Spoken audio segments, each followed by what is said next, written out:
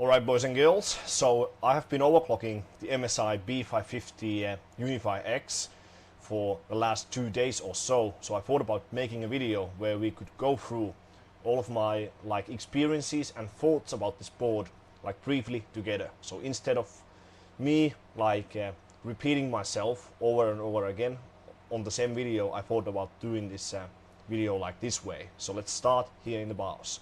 So currently I'm running the 5600X 6-core CPU. This is the second CPU I've tried. So I tried both of the 6-core CPUs that I've had, so even the same one I used on the Crosshair VIII Impact. I'm running a BIOS from May 14th, and I even tried one of the extreme overclocking BIOSes from last winter, and so far I had a bit better experience with the retail BIOS from May. So 2 times 16 GB of memory, so G.Skill Ripjaws V, dual rank sticks, and yes, they are still a huge pain on the Ryzen platform. But anyway, so 6-core CPU, 32 gigs of mem, simple graphics card, and the MSI B550 Unify-X, and just Windows 10 installation. But anyway, so let's start by pressing F7 here in the BIOS. Now I will just load a profile briefly for you guys. So now you can find all of the overclocking settings here in the OC part of the BIOS. So let's go over here. I'll set 4850 on the CPU. So far, as I've been talking with other guys in the OC community, a very golden 5600X can pass Cinebench R20 as well as Geekbench 3 on good water cooling at around 1.4 volts. Most of the CPUs can't do 4.9 at all, and I think the first chip, when I tried it on the Impact, it was doing 4850, and I think the max was 4875, or it was peaking at that point. So 4850, this is a solid speed for this CPU, and this can do even 4.9 in some situations. 100 base clock, and for daily use you pretty much want to keep the 1-on-1 ratio, which is this one over here. To be able to even gain anything from the halved memory controller frequency, we would have to be able to go very high on the memory frequency, upwards of 5 gigahertz, even with dual rank sticks, and that's not possible. So it's better off to just stick around with the 1-on-1 ratio. And to be able to keep 1-on-1 ratio, you need to maintain 1-on-1 ratio between the F clock and the memory controller frequency. So now, if I set 3933, that's 1967 memory controller frequency. So we have to set the F clock at 1967 as well. These are some pre-built profiles. We can keep them at disabled, and here in advanced DRAM configuration, I've only set basic 1T. These can go even down as 14, 13, 13, 13, 28, but this depends a lot on your memory kit and on the memory voltage. You need to, when you do any kind of memory overclocking, you need to test the entire capacity of the memory you have installed, by running HEI memtest or similar program. You need to test the whole capacity. If you overclock memory like this, it might be stable or only simple tests when only 4 gigabytes of RAM is being used. But if the whole RAM is being loaded, if you do rendering or anything like that, it might fail quite quickly. TRC is the only timing that differs from, or this is not present on Intel platforms, and TRFC 360, 6, these can go even lower on AMD compared to Intel, but I think these are just fine for now. And VCore, generally scaling stops somewhere around 1.4 volts. And if you run very good water cooling, you can run at around 1.4 volts.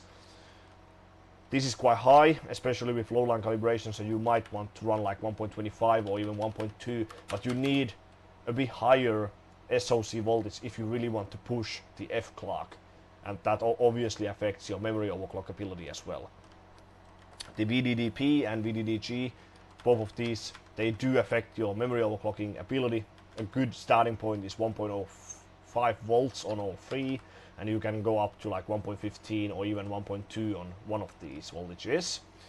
And here are all of the VRM settings. Now The MSI board is similar to ASRock boards the way load line calibration works. So lower mode or lower number over here is higher load line calibration setting.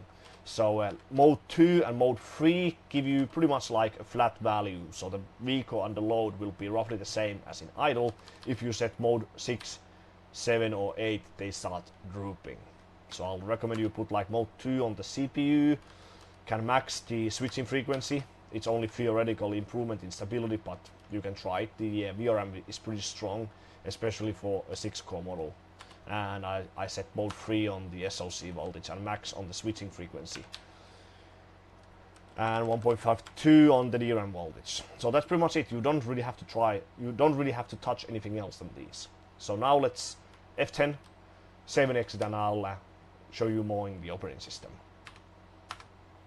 Okay, so I'm having a little bit of issues and I'm not like fully sure what's causing them, but seems to be some kind of memory related issues. But anyway, so I had to lower the memory to 3866 for this demonstration, and you can see the memory controller frequency is 1-on-1 with the internal DRAM frequency. So memory, like how memories are marketed, is DRAM frequency times 2. Double data rate means this times 2, so 3866.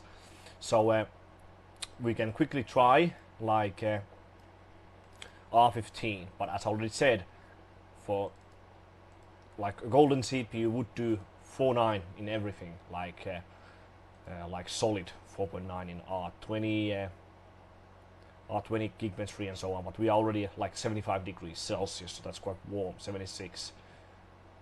Remember we set 1.41, so it's not, the VCO is staying quite like steadily at this point with load line calibration level 2.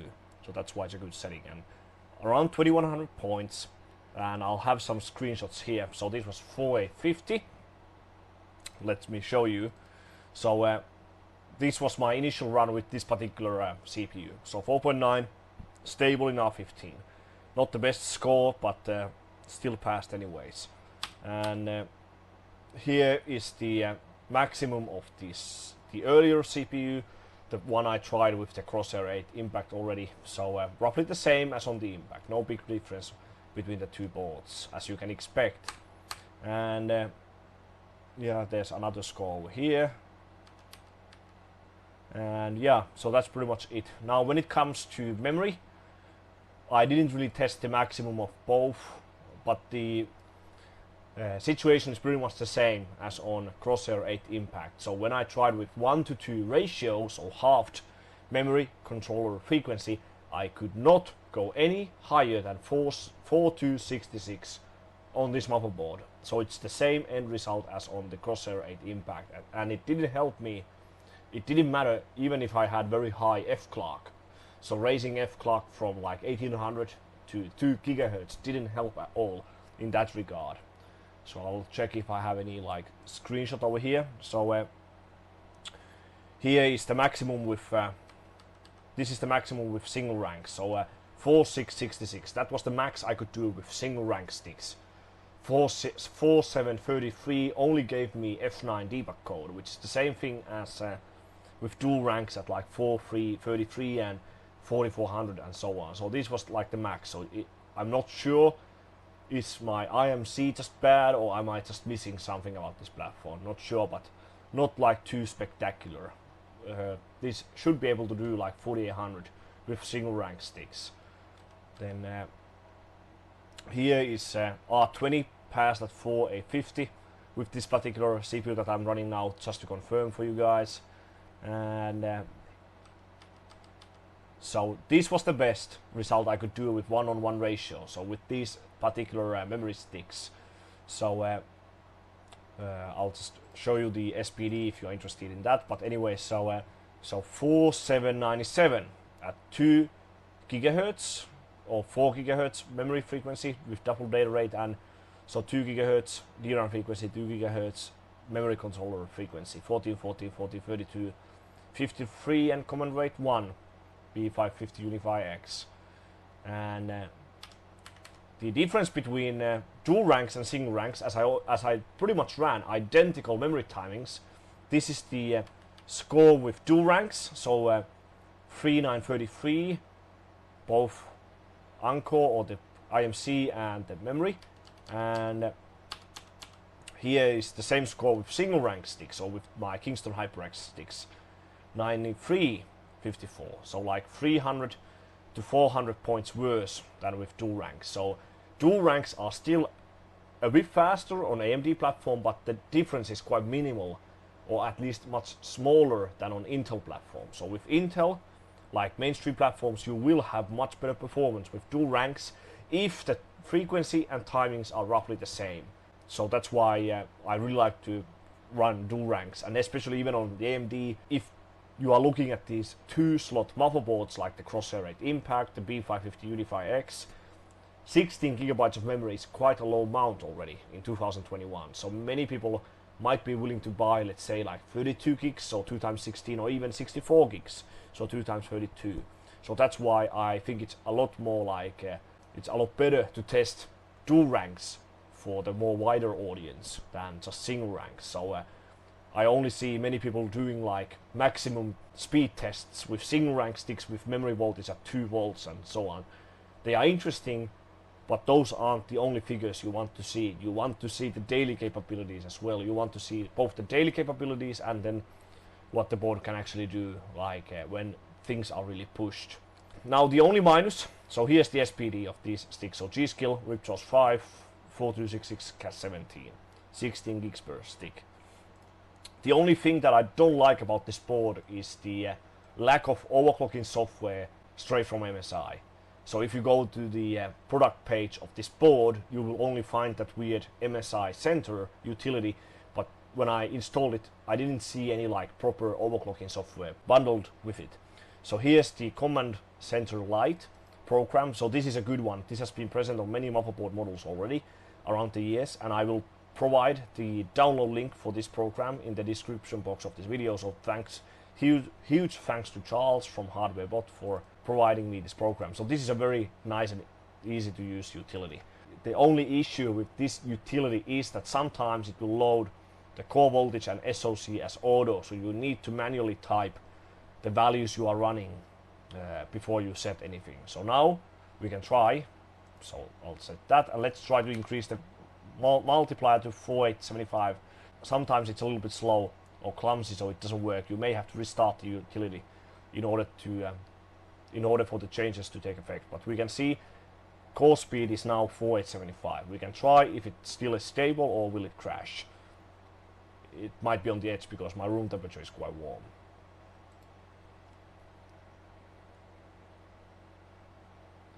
.75. The weird thing about AMD platform is that it doesn't give you like, it often doesn't give you like proper blue screen. It just goes black screen and restarts the system. So 2109, it did pass, but 49 is on the edge.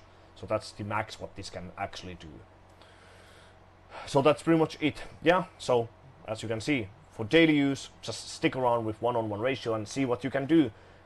But getting the F clock high is quite difficult. So you need to use the SoC voltage to push the F clock, and sometimes I have issues that I cannot load the maximum F clock straight away. I need to build up like a little bit. I don't know what's that all about. But let's see this one over here. So this is the single rank again. But yeah, here is the hold on. So but this was roughly like the max I could do with dual ranks. So you can see 4850 on the CPU and 4266 on the memory, 1818, 1836. Command rate 1. The timings didn't really matter that much. No matter what I did, 4333 was always F9 debug code. Now I'm looking forward to see what the brand new and upcoming X570 Dark from EVGA can do compared to these. So I'll see if I could keep the other one of these CPUs even further so that I could compare, but I might have to return them, sadly. Now I think this board is better than the Crosshair VIII Impact. At least for me, I really like the larger form factor than the Mini DTX, or how's it called, with the Impact. 2-slot motherboard is better for memory overclocking, but I think the difference isn't so huge with these current Ryzen CPUs. The price tag of this board is not the cheapest one. especially considering that it's a B550 board, not an X570 motherboard. As B550 chipset is much cheaper in itself than X570. Now it all depends on what you want from your board and from your system. This board cannot run SLI, which is a minus. There are at least like two B550 boards that I know of that can run SLI, and one of them is like Asus Strix or something like that. The bottom PCI Express slot on this board is X4, so it can do some kind of Crosshair X, but you cannot run SLI, as SLI needs at least X8 bandwidth per card. So if you really want, let's say, SLI, you should look at the more higher end X570 motherboard models. So I think that way the choice of X570 is good from EVGA. I asked this from Buildzoid, and he told me that the chipset doesn't matter for memory overclocking actually. So B550 and X570 is identical for memory.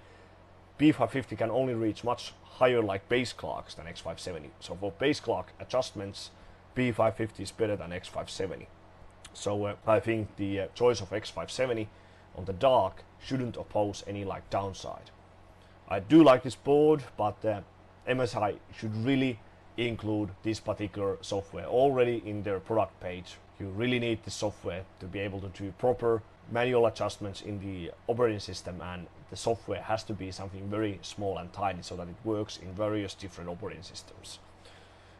But yeah, so let me know what you think. Would you buy this B550 Unify-X from MSI? What do you think about it?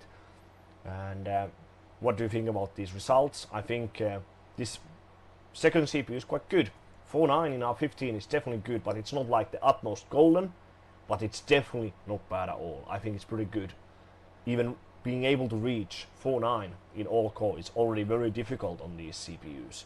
When you look at hardware bot scores, the maximum speed in R15 on the 5600X is like 4.925 or 4.950, and it's a question mark that where they run on proper like ambient restricted water cooling or on a chiller. So just saying. But yeah, so if you like to see this video, then please give me a thumbs up and subscribe to my channel. And yeah, thanks for watching one of my videos once again, and I'll see you on the next one.